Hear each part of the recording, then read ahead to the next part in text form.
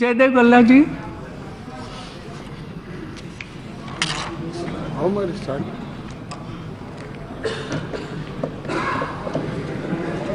Madam Speaker, before moving the motion, I would like to thank you for finally admitting the no confidence motion and for taking this motion to its logical conclusion, that is debate and voting.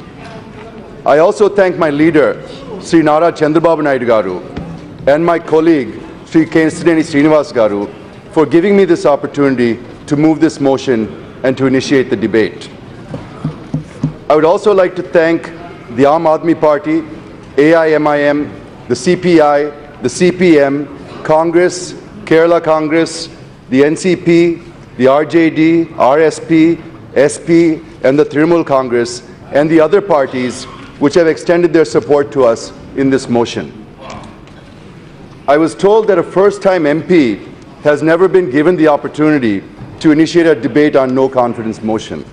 So I feel it's a privilege and honor for the first-time member like me to initiate one of the most important debates in the history of this Parliament, 16th Parliament, sir, Madam.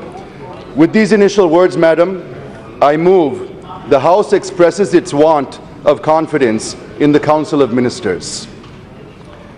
Madam, the latest Telugu blockbuster, Bharat Tane Nenu, which means I Bharat, is a story about a young NRI who returns to India after his father, who is a CM, dies suddenly. Bharat enters politics reluctantly and becomes a young, dynamic, and beloved CM. The recurring theme in this movie is about trust and his mother's advice that Bharat keeps recalling: a promise is a promise. If a man makes a promise and doesn't keep it, he doesn't have the right to call himself a man. It was a blockbuster because the general mood of the people reflects well in this film. People are tired of empty assurances and unfulfilled commitments. The saga of Andhra Pradesh during this Modi Shah regime is just that, a saga of empty promises and unfulfilled commitments by the government of India to the residuary state of Andhra Pradesh, a new state with an old name, and the 5 crore people of Andhra Pradesh. Madam Speaker, non-implementation of an act of Parliament is a national issue. Non-implementation of assurances given by none other than the then Prime Minister on the floor of Parliament during consideration of the AP Reorganization Bill, without which this bill would not have been passed, is also a national issue. So it is not prudent to say that the issues of Andhra Pradesh are not national issues.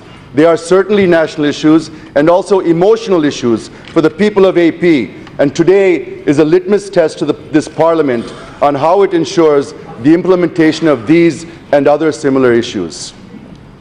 Madam Speaker, the President of BJP, when he met the BJP core committee members, including MPs, MLAs and MLCs from AP on the 17th of March at Delhi, declared to wage a war on the Telugu Desam Party. Madam, it is not a war between the BJP and TDP.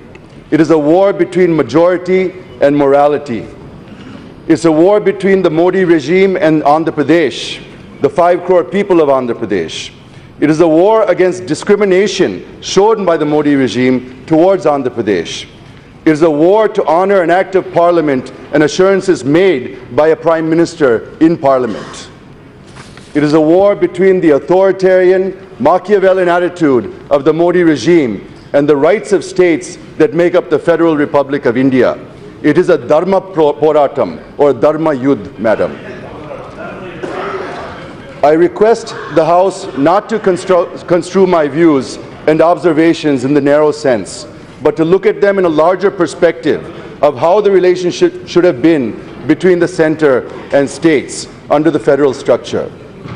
Madam Speaker, this no confidence motion has been brought by the TDP for 4 reasons: fairness, trust, priority, and bias. Or rather, lack of fairness, lack of trust, lack of priority, and lack of an unbiased approach towards Andhra Pradesh. Lack of fairness is about the unscientific and undemocratic bifurcation and its impact on the people of AP. Lack of trust is about where the Modi regime has used misleading, delaying, denying, deflecting, confusing, collusion, and coercion tactics to betray the people of AP. Lack of priority is how AP is getting the least priority, and lack of unbiased approach where funds given to AP are far less than what is being given to projects across India. Madam, I'll be focusing on my speech, which reflects the voice of 5 crore people of Andhra Pradesh, and it will be focusing on these 4 aspects.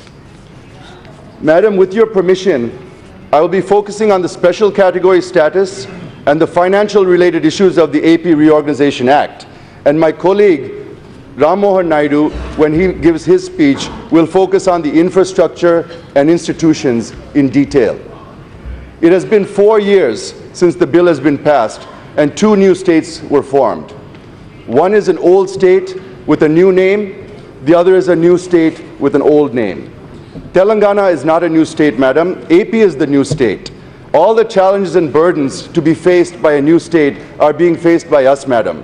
We are the ones who have to build a new capital, an industrial base, educational base, where Telangana has all of them already. It has been 4 years and we have been put into that challenge. But uncertainty and difficulties go back several decades ago.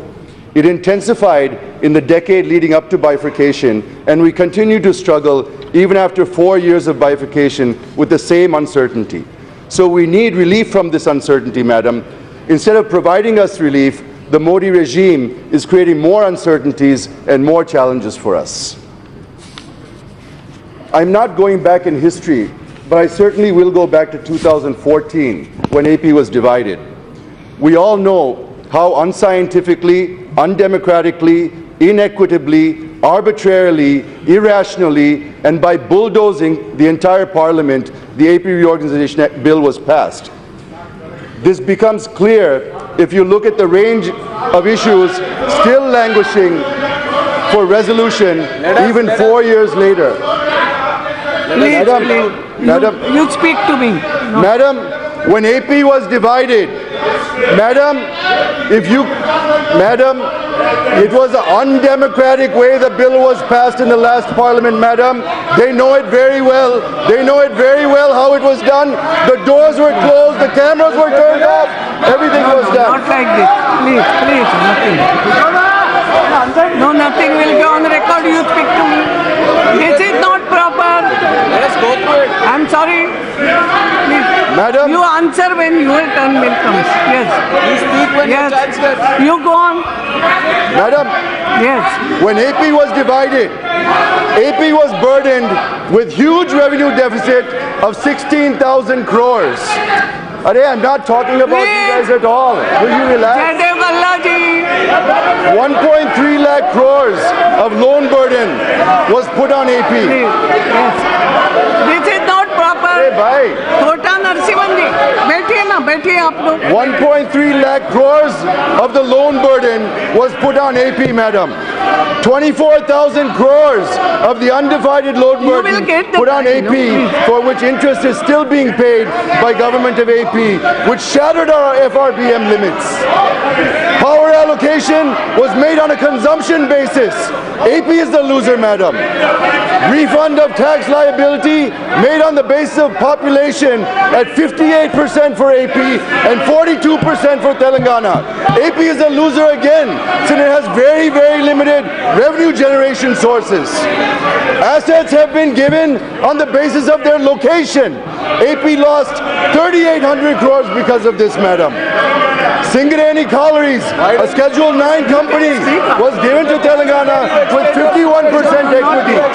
But similar dispensation. Why are you, madam, can you please get the house in order, you please speak to me. Please don't do that. Madam, you will get the time. No, no, madam, not this. Not like this. Madam, how can I make a speech like this, I will madam? see to it whatever he has said. No. Let them sit. I'm sorry, go to your seat.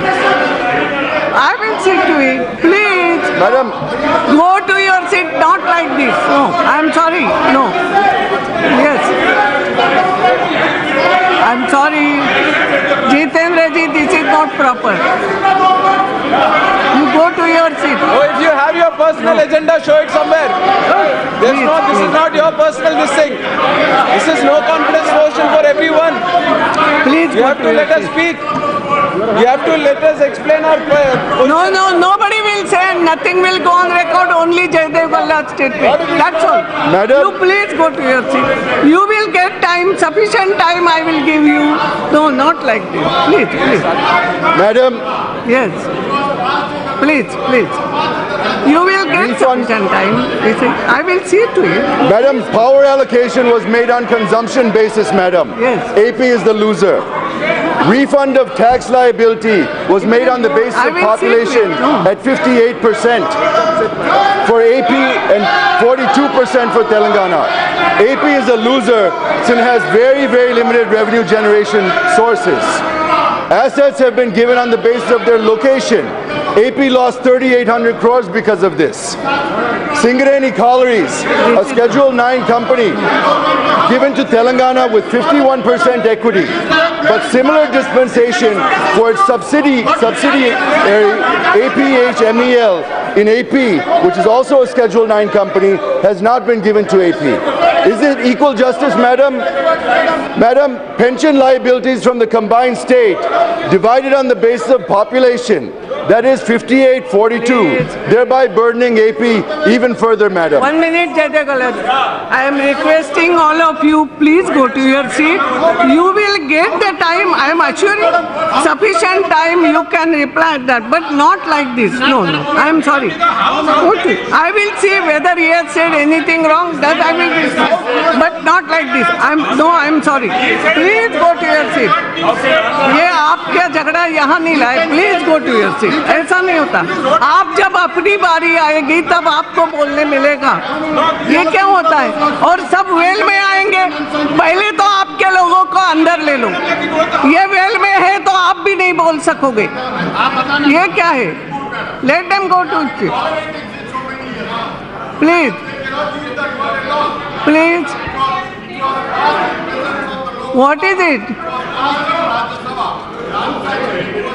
Okay. Yes.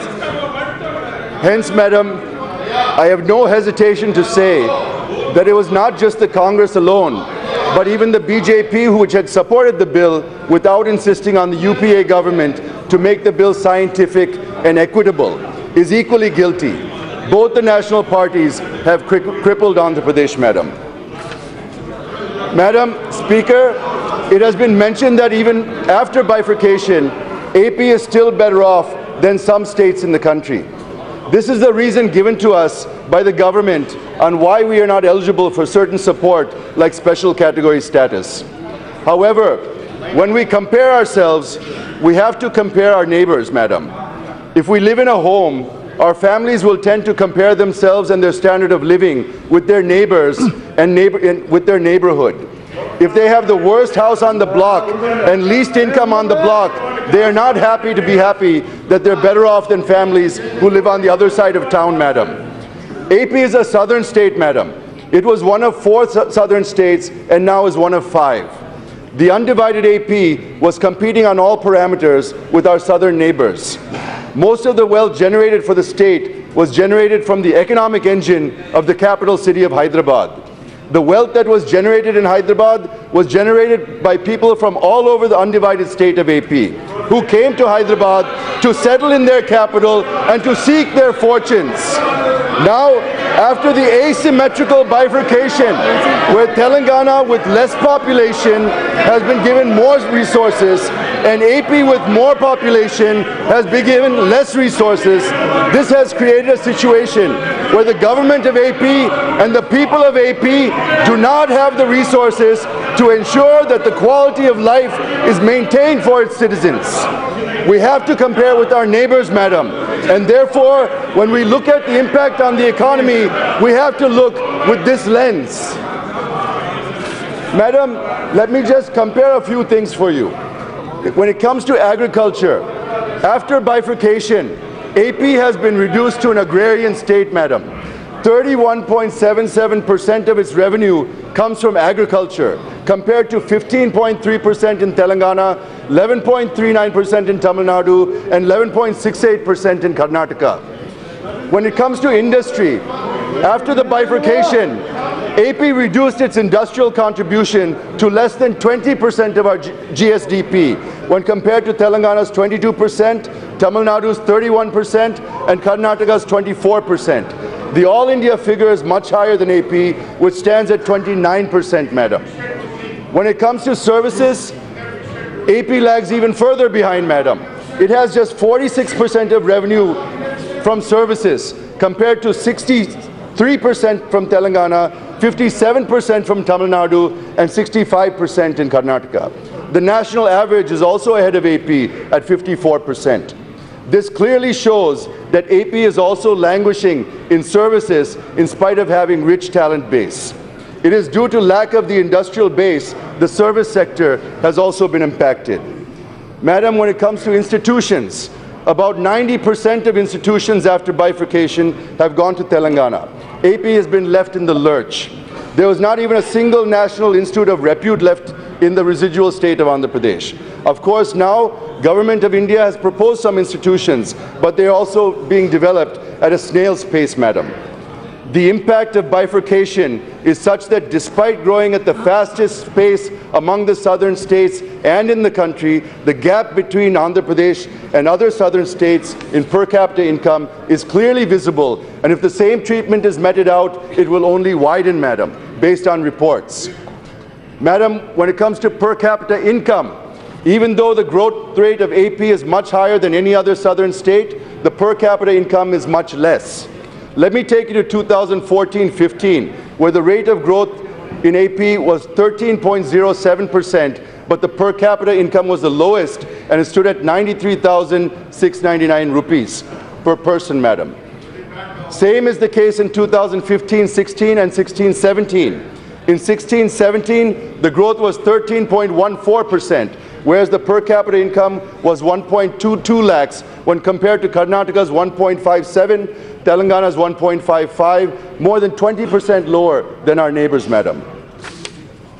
Madam, the then PM, Manmohan Singh ji, had given 6 assurances on the 20th of February 2014 on the floor of Rajya Sabha.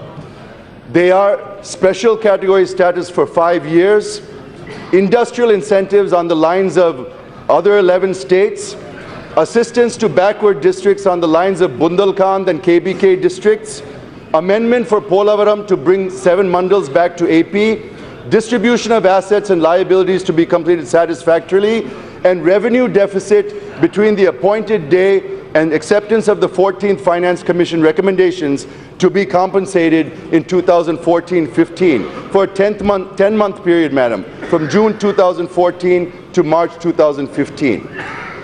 Madam, I want to focus a little bit on special category status, madam, because it's a burning issue in our state. Madam, let me first submit the major demand of the people of AP. It is about getting the special category status. I am neither tinkering, nor twisting, nor tweaking the facts. My facts are unadorned, and I am ready for any challenge to contest the facts that I'm going to present, madam. So before coming to these facts, let me, with your permission, start my journey from the day AP was bifurcated. Madam, the Congress Party in 2014 sliced Telugu Talli into 2 pieces in a crude, unscientific, and irrational way. And Shri Narendra Modi, while campaigning in AP, had rightly said, and I quote, what is there, madam? You complete, they will say afterwards. You complete. Madam, I don't know. Shri Narendra Modi ji, while campaigning in AP, had rightly said, and I quote,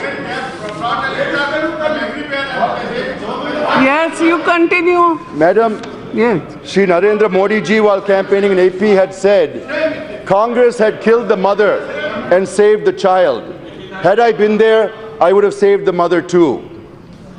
The people of AP fell flat for this statement, madam. We were so thrilled when we heard this, and we are determined in our hearts and soul that come what may be, we will be with Mr. Modi, madam. We have waited. People of AP have waited for 4 long years that Mr. Modi would save the mother. Instead of saving AP, Mr. Modi, through the finance minister, through his press conference on 7th March 2018, announced that no SCS would be given to AP, madam. The finance minister said if the demand for SCS of AP is exceeded, other states such as Bihar and Odisha will also demand it, madam. Madam, it is baseless, frivolous, and a trivial argument, madam. And I have no hesitation to say that the finance minister should know the fundamental difference between the two. Let me remind this august House that the Union Cabinet conferred SCS on AP in its meeting on 1st March 2014, subsequent to the assurance made by then Prime Minister mentioned earlier. Other states have not been given an assurance by a Prime Minister on the floor of either Houses of Parliament, nor has a Cabinet decision been made in this regard. This is a very dangerous precedent, madam. Mr. Prime Minister, do you have any respect for commitments made by your predecessors?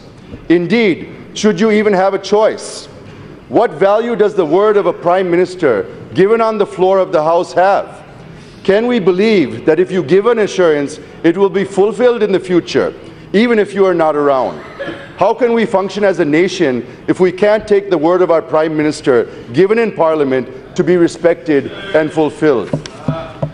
Madam, it is not that BJP was opposed to special category status when it was in the opposition.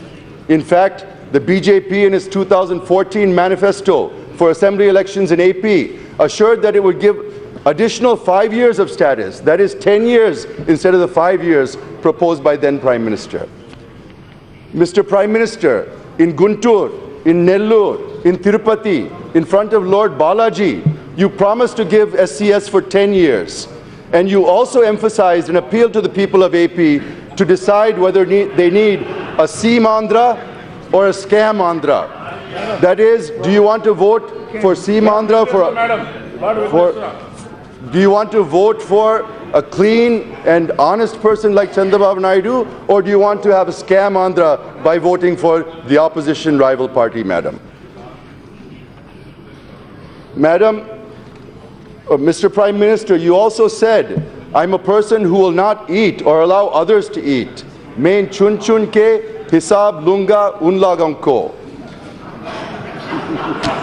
But to the other disappointment, for your benefit, sir, but to the other disappointment of the people, you are protecting people like Gali Janardhan Reddy, A1 and A2 accused in Andhra Pradesh, and many others.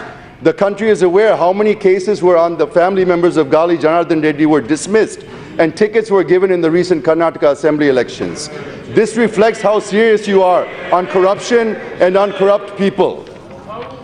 You raise the expectations of supporting and developing Andhra Pradesh only to shatter them. Why should we have confidence and trust in you?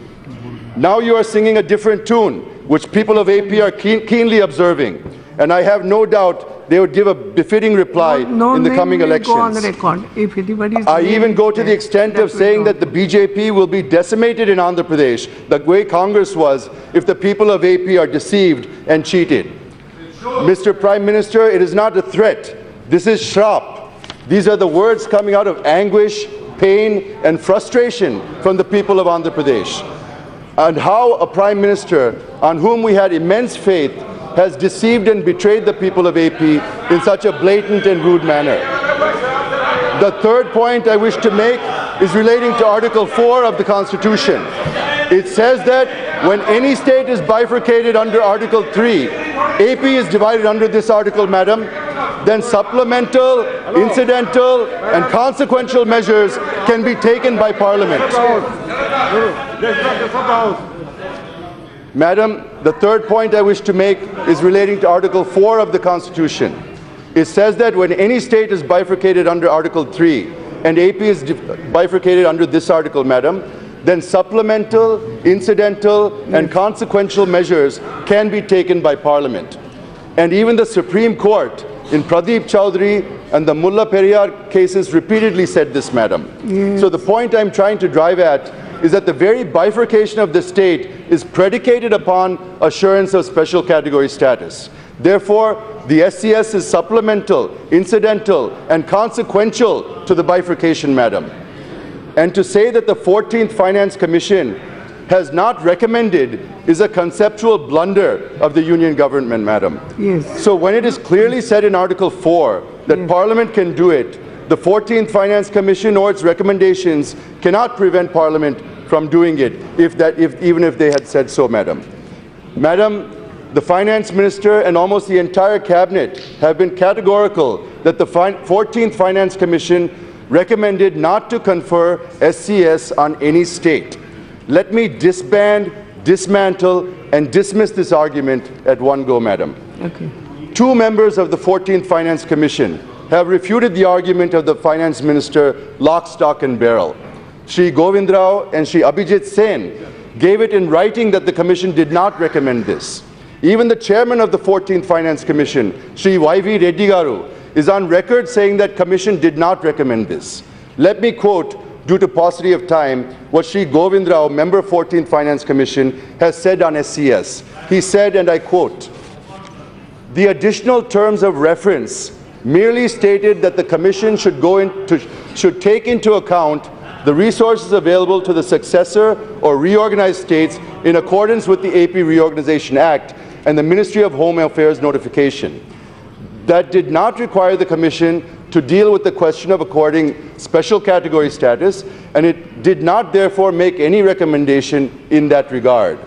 Therefore, the statement in the notification on the special package that following the recommendations of the 14th Finance Commission, the class of SCS ceases to exist is misleading," unquote. Madam, let me give one more example of how the Government of India has maneuvered through this and denied SCS to Andhra Pradesh. As I said, ministers and officials in the government are taking shelter under the 14th Finance Commission to deny SCS to Andhra Pradesh. I would like to assert here that prospective recommendations of various commissions, even if there are any to that effect, cannot be made applicable retrospectively to the past commitments, assurances, and decisions, Madam. The 14th Finance Commission recommendations are prospective. How can you implement them retrospectively? Here, in this case, it is the decision of the Union Cabinet, and it is not an ordinary decision, Madam.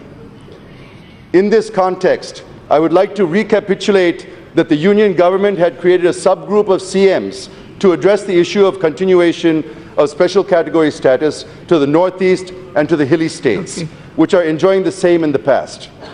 Based on the recommendations of the said subgroup, Niti Aayog had issued an office memorandum on 17th August 2016, whereby it was decided to continue special category status benefits to those states that were in that category earlier.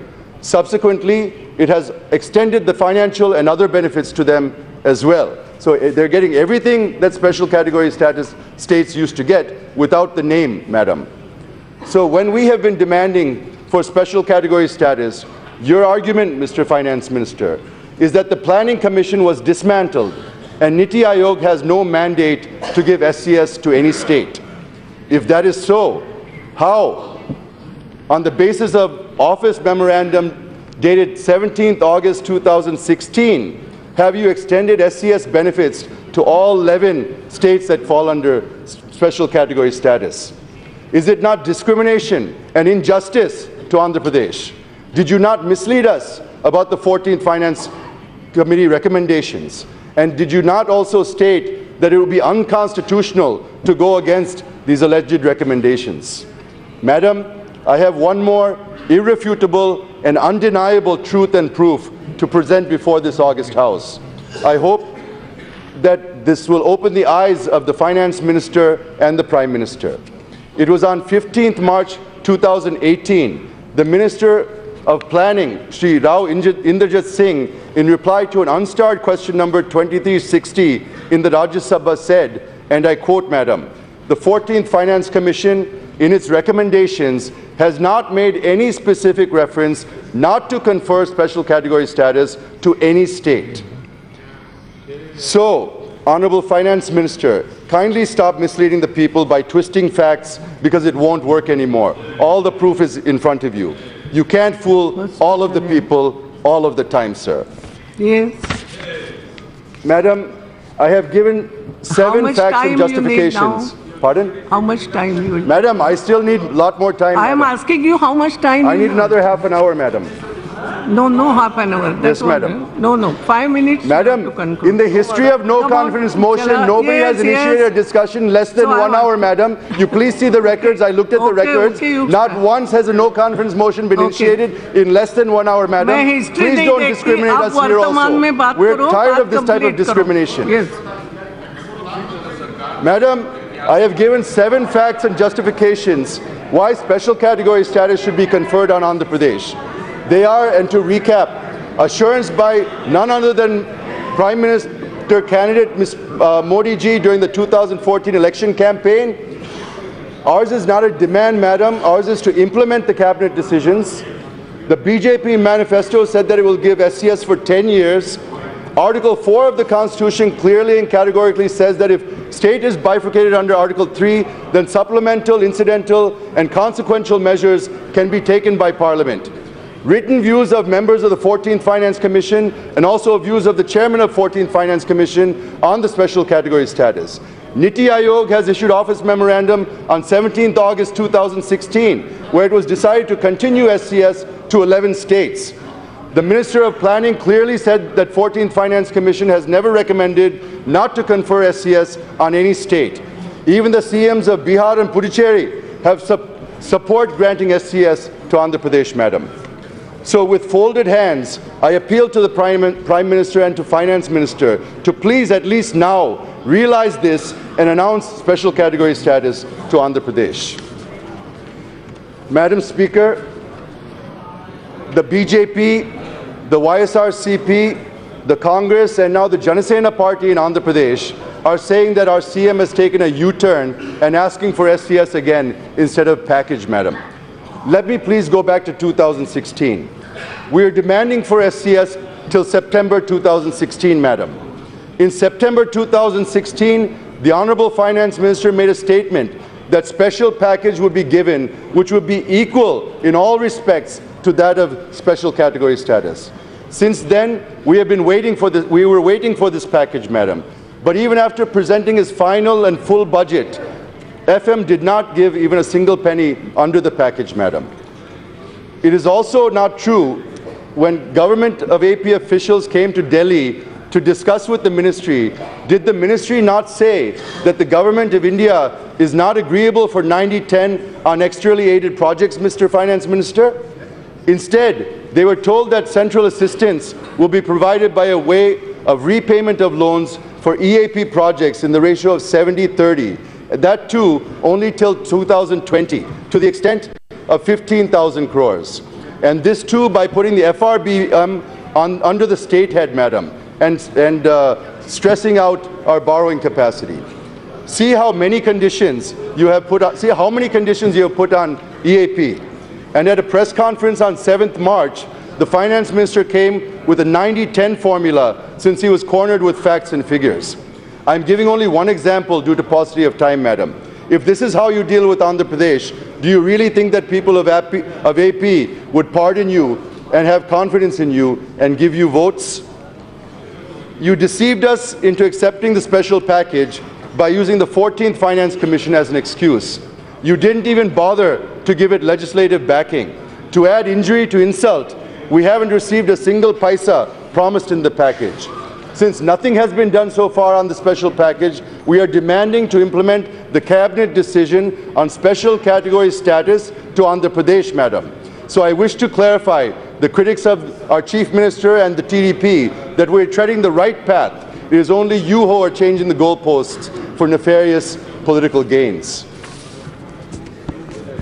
Madam, the Honorable Finance Minister said that industrial incentives given to other SCS states will no longer exist post the GST implementation, which is completely a misleading statement, madam.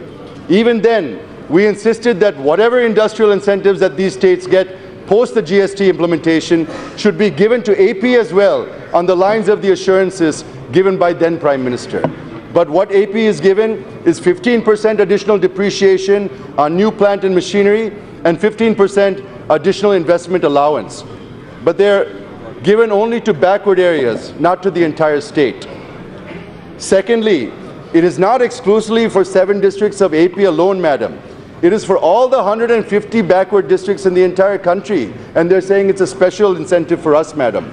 What is special in this for Andhra Pradesh when 150 backward districts across the country are getting the same benefit?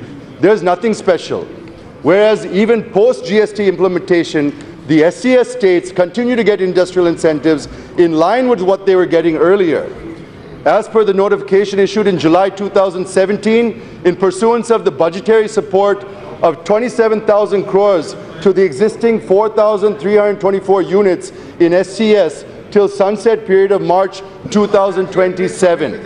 And again, on 21st March 2018, the Ministry of Commerce and Industry approved the Northeast Industrial Development Scheme with a financial outlay of 3,000 crores to Northeast states up to March 2020. The incentives that are given are for capital investment, to access credit, interest incentive, GST reimbursement, IT reimbursement, transport, employment, and other incentives. But when we are asking to extend the same to us, the FM is silent. He's not saying anything about it. Here again, we have been misled, and therefore this promise remains unfulfilled. Speaker, Madam, Section 46(3) of the AP Reorganization Act talks about special development package for backward districts of Andhra Pradesh. This emanates from the assurances given by the Prime Minister, but this assurance has been diluted in the Act. The assurance was to provide package on the lines of KBK districts in Odisha and Bundelkhand in MP and UP. If you look at all the economic and human development indicators, it reveals that all 7 backward districts in Andhra Pradesh are closer to SCS states rather than to other southern states, madam. But the Modi regime has given just 1,050 crores for 7 districts over a 3-year period. It is not in line with what has been given to KBK and Bundelkhand under special package. KBK was given 5,500 crores and Bundelkhand was given 7,200 crores each to UP and MP. And if you calculate per capita allocation, it's mind-boggling to tell you, madam. Madam, under the Bundelkhand package, the per head allocation of 4,115 per head was made, whereas for AP, the per head allocation is just 428 rupees, madam, 1/10 of what was given to the other regions, madam. So what has Government of India given to AP is a pittance, madam. Why are we being given just 1/10 of what was given in Bundelkhand on a per capita basis? Secondly, madam, BJP is crying foul that we have not spent even this small amount of money. Madam, we have spent 946 crores out of 1,050 crores, which is 92% of allocation, not 12% as claimed by them. We have UCs to prove that, madam, and we'll be happy to exhibit all of those. Madam, thirdly, the finance minister proposed additional 350 crores for the special package for these backward districts, and RBI released it and transferred it to the state account on 9th February 2008. But somehow the PMO has stopped giving clearance to it on 15th February 2018. So the funds have been taken out of our account and we've gone back to the Reserve Bank of India, madam. Now, Government of India has given Defence Industrial Corridor worth 20,000 crores for Bundelkhand, madam. But in the case of releasing a paltry 350 crores for our backward districts, the file is languishing in the PMO for the last 6 months, madam. Why this bias and partisan attitude, Mr. Prime Minister? Is this the way you want to help backward districts in AP? It's a shame. Therefore, this promise also remains unfulfilled. Madam, we are even deprived in distribution of assets. If you look at sections 50, 51, and 56, there's a huge discrepancy in right to recover tax arrears and sharing of liability or of refund of tax arrears. This has resulted in 3,820 crores lost to Andhra Pradesh, madam. There's a great delay in apportionment of institutions under section 68 of the Act. And the AP Bhavan is yet to be divided between the two, madam. Madam, he has already Madam, on revenue deficit. There's a dispute with regard to the quantum. Madam, I'm not yielding. I'm not yielding, madam. Why are you putting a time limit on this? Madam, I'm not yielding, madam. Please. आप क्यों आपस में लड़ रहे हो? Madam, this is a no confidence motion, madam. Yes. This is the initiation. Madam, Yes. there's a dispute with regard to the quantum of amount between the government of AP and the government of India. The revenue deficit for 10 months, that is from 2nd June 2014 to 31st March 2015, as per the government of AP, is 16,078 crores, madam. The government of India released 3,979 crores. Unilaterally taking standardized expenditure, Government of India qualified it as 4,117 crores, making the balance to be paid as 138 crores only. But the bone of contention is this, madam. Madam, the CAG put the figure at 16,078 crores and approved it also, madam. The Ministry of Finance made its own valuation and somehow put the figure at 7,500 crores without any justification. The PMO reduced it further to 4,117 crores, again without any explanation, madam. So now the FM says he can only give 138 crores pending for us, whereas we're waiting for more than 12,000 crores to settle this account, madam. How is it justified? How is it justified? Secondly, as I said earlier, the government of India has increased devolution of funds from 32% to 42%. But you also have to remember, there are cesses, such as the Krishi Kalyan cess, the Swachh cess, the higher education cess, and other cesses. If you look at how much Government of India collected through above cesses and other surcharges under direct and indirect taxes in 2016-17, it is quite mind-boggling, madam. Madam, 2.35 lakh crores has been collected under cesses, madam. But there is no share for states in these cesses, madam. So effectively, it is not 42%, but is somewhere closer to 36 or 37% of funds are actually going to states, madam. Madam, the BJP is saying that 22,113 crores have been given to AP alone as revenue deficit. It is wrong, madam. The 14th Finance Commission has also recommended revenue deficit of 4,519 crores to Kerala, 11,716 crores to West Bengal. They're all statutory allocations, madam. But the tragedy is that even after 5 years of award period of the 14th Finance Commission, AP is the only state which will remain revenue deficit, except for the 11 special category states, madam. So it's very clear where we belong financially, madam. So the BJP wanted to equate AP with the northeastern states, not willing it to bring it on par with the southern states. How is it justified, madam? Please tell us, how is it justified? Madam, the Government of India says that 8,800 crores worth of EAP projects were approved for Andhra Pradesh. But the Government of India has not issued any guidelines. When guidelines are not issued, nothing can be spent, madam. So Government of AP is paying the interest of 5 crores on approved loans without guidelines having been framed, madam.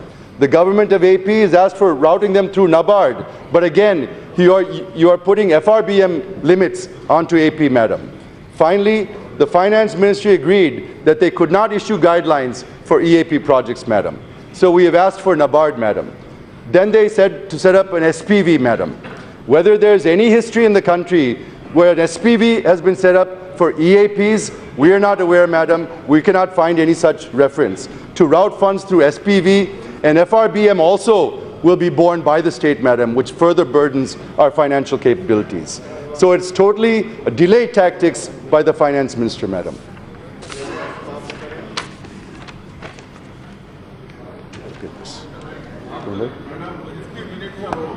Sorry, madam. Madam, facts and figures are very hard to remember, sir, so we definitely do need to use papers. On 13,742 crores given to Andhra Pradesh, madam, the Honorable Finance Minister and the President of AP BJP unit have been trumpeting through press conferences that they have given 13,472 crores to Andhra Pradesh. And they have also said that they have never given such huge amount to any other state. Let me explain in a minute what they have given and under which head they have given it, Madam. Madam, they are saying that they've given 13,472 crores. But actually, out of 16,000 crores revenue deficit, they've given 3,900 crores, Madam. For Polavaram, project cost is 58,000 crores, but they've given 6,764 crores, Madam.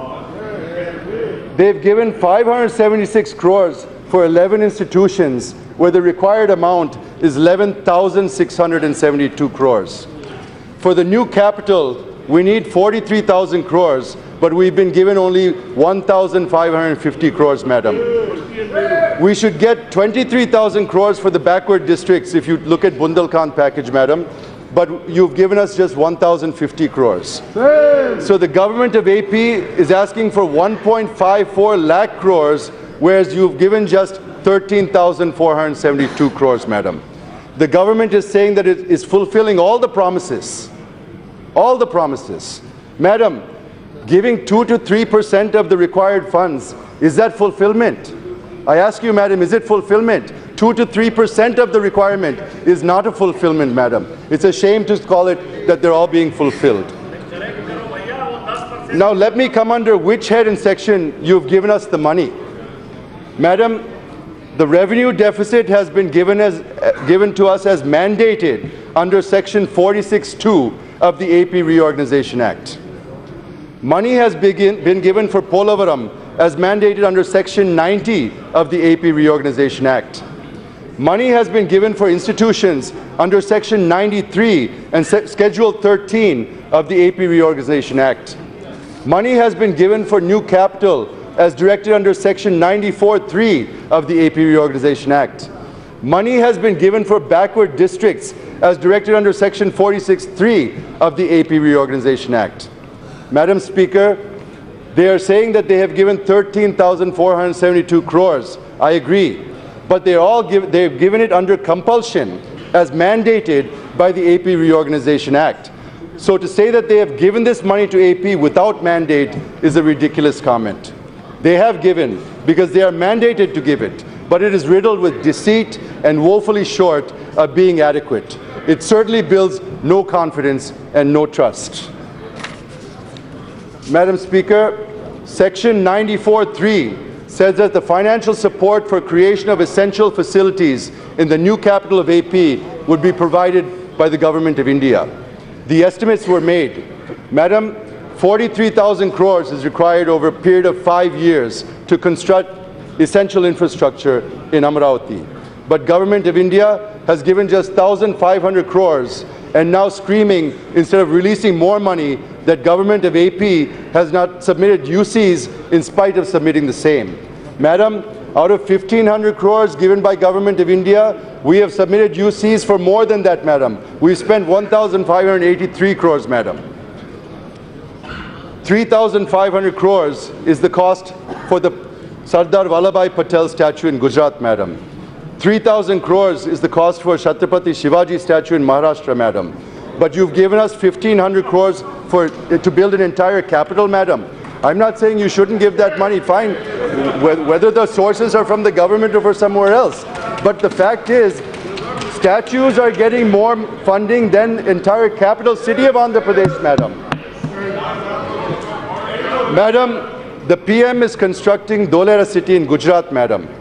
It is 80 kilometers away from Ahmedabad. Dholera would be twice the size of Delhi, which took 1,000 years to grow to what it is now. Dholera is proposed to be 6 times bigger than Shanghai.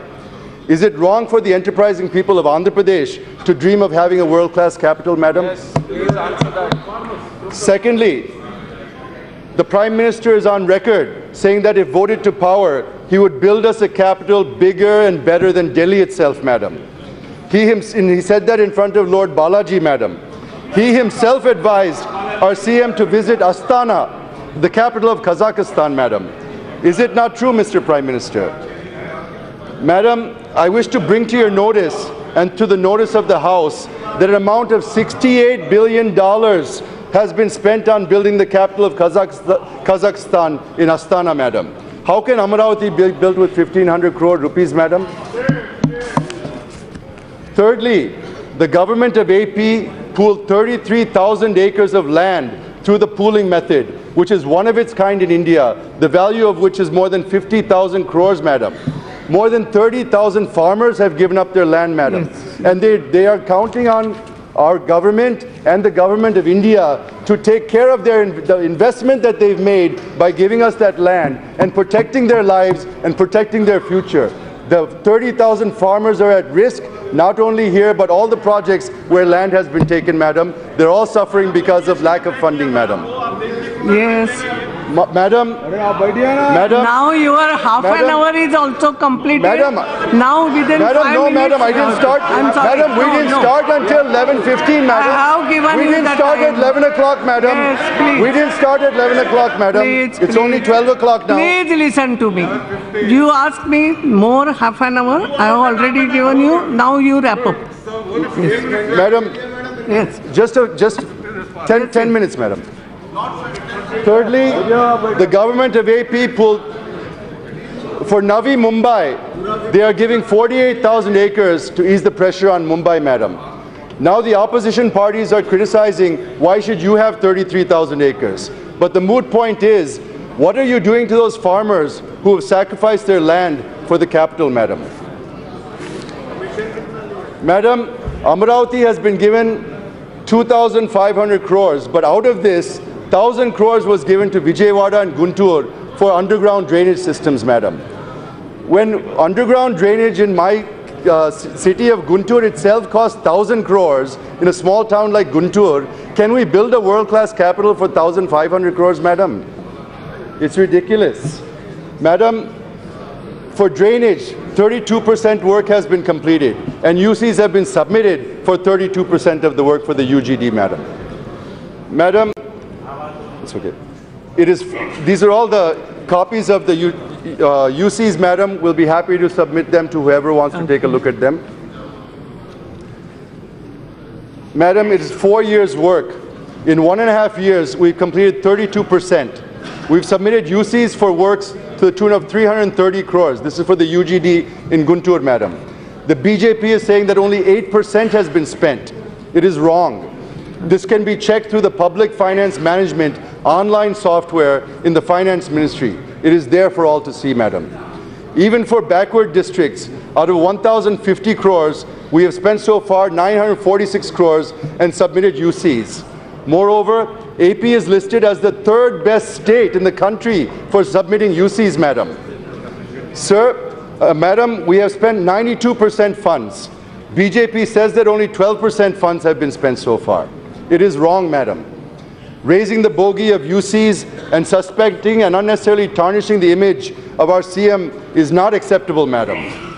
Recently, 350 crores have been recommended afresh by the Finance Ministry, and the RBI released it on February 9th, 2018. But the PMO stopped giving clearance on 15th February, so the funds have gone back to the RBI, madam. As I said earlier, through the AP reorganization bill, both the national parties have played havoc with its provisions and its wording, madam. This was the strategy of the Congress, to leave room in the wording to legally back out of the commitments at a later date. And BJP, instead of opposing this, supported these words when the bill was passed. And now the BJP is using these flexibilities to claim that they are doing everything legally required. And I'm sure this term will come up again and again in their speeches. They're doing everything legally required, as in the case of railway zone, steel plant, and metro, which will never see the light of day. The Act uses the ambiguous terms interspersed with words like examine, feasibility, provisional estimate, deliberately to have an escape route without binding them to fulfill the commitments and assurances of the Act. We demand that the provisions of the AP Reorganization Act should be fulfilled in letter and spirit, madam, without taking shelter under these ambiguous words. The point I'm trying to drive at is whatever has been given has been given as mandated by the AP Reorganization Act or as per the award of the 14th Finance Commission, which has also been given to other states. So there is nothing special or exclusively given for AP. In the last budget, Madam, I made a comment. Specifically for AP, we received 1,800 crores, which is less than the collections of the Bahubali cinema that is famous in India, Madam. So it is not charity, Madam. It's mandatory. You have not shown any magnanimity or showered your blessings on us in the form of additional allocations. It is the mandate given to you by the Act and the Commission. Any government at the center has to do it. And you have not given a single penny as part of any of the assurances given by then Prime Minister Manmohan Singh on the floor of Rajya Sabha, Madam. This is what the people of AP are demanding. While we are asking to implement the assurances, the FM and Mr. Hari Babu, former head of AP BJP, are telling what they have given under AP Reorganization Act. Nobody's name will be taken like this. No, I'm sorry. No, when we are asking about assurances, they're talking about AP Reorganization Act, Madam. When we talk about meager allocations given under various provisions of AP Reorganization Act, they say that thousands of crores are proposed under various projects. I'm coming to it. Yes. Madam, if we ask one thing, they reply another thing, Madam. This spit and run won't work anymore, Madam. We are not asking them to deposit 15 lakhs in the bank account of every citizen in Andhra Pradesh, Madam. We're only demanding our rights, Madam. Okay. Madam, let me skip to the... I'll just come, Madam. Yes. Madam, the infrastructure points I'm skipping, Mr. Ramohan will take them up. Let me get to the escalation process we followed, Madam. I'm just concluding in a little bit. TDP waited for 4 long years and 5 budgets of the central government. No justice has been done to the state of Andhra Pradesh, Madam. We have been requesting, forcefully requesting, demanding, protesting, and finally threatening and walking out of the government and the NDA, where our 2 ministers resigned from the cabinet, Madam. In order to bring it to the attention of the Parliament, which decided the fate of Andhra Pradesh in 2014 by bifurcating the state unscientifically and in an undemocratic manner as a last resort, we decided to disrupt Parliament, which is a part of the democratic process. A weapon... I'm not saying anything, nothing undemocratic. It is undemocratic. Lights are closed, the doors are locked, the cameras are shut off. What do you call it? Jayadev Galla ji! We are not opposing the bifurcation. We are saying how it was done. How it was done, we are commenting on that. How it was done, we are commenting on that. We are facing problems because of that. It is done in the most undemocratic manner. You have to stand with us. You have to stand with us. No, he is not completing. It's okay. You have to stand with us. I will take... We are facing the problems before. Complete your thing. Jayadev Galla ji, complete it now. Madam, I've taken the name. Madam, yes. These decisions were not taken in a hurry, Madam. Yes. Madam, now conclude. That's all. Thanks Madam, to the chair. Yes. While we have been escalating. That's okay. Yes. Now conclude. Yes. The 14th Finance Commission is taken as a shield for not giving SCS. GST is taken as shield for not giving industrial incentives. Party funding will take, paltry funding will take 20 to 30 years for completing the institutions. Yes.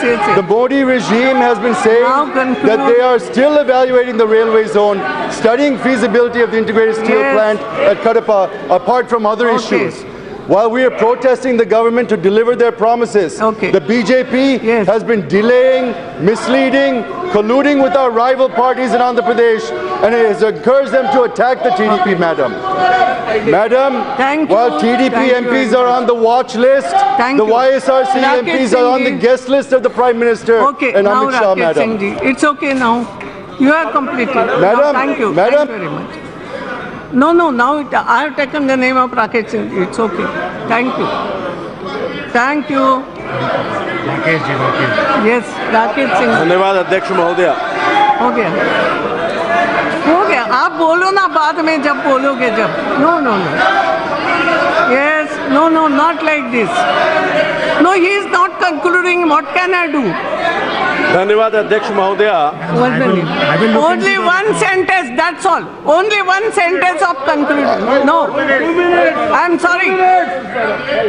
I will allow you also afterwards, but not like Okay, madam. Yes, now conclude. Let's Only say thank you, Chair. Madam, I cannot do that, madam. What's the point of doing that? Madam, just 1 minute, madam. No, 1 minute, I'll finish it. Half a minute. Madam, 1 minute to conclude, madam. Yes. Madam, from the state of AP, we have become the residual state of AP.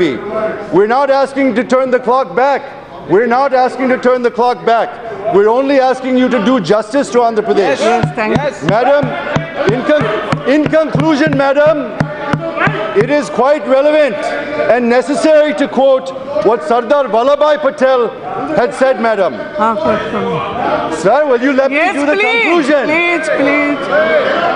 To quote Sardar Vallabhbhai Patel, madam, it will be a folly to ignore realities. Facts take their own revenge if they're not faced squarely and well. This quote exactly suits Andhra Pradesh, madam. Thank you. And I'm sure that the Prime Minister, the President of the BJP and the Finance Minister, we realize that it will be folly to ignore realities because facts and truth will take their revenge. Reddy ji, Hence, I demand the Prime Minister to at least give a hand-holding to structurally defective state of AP by conferring special category. That's all.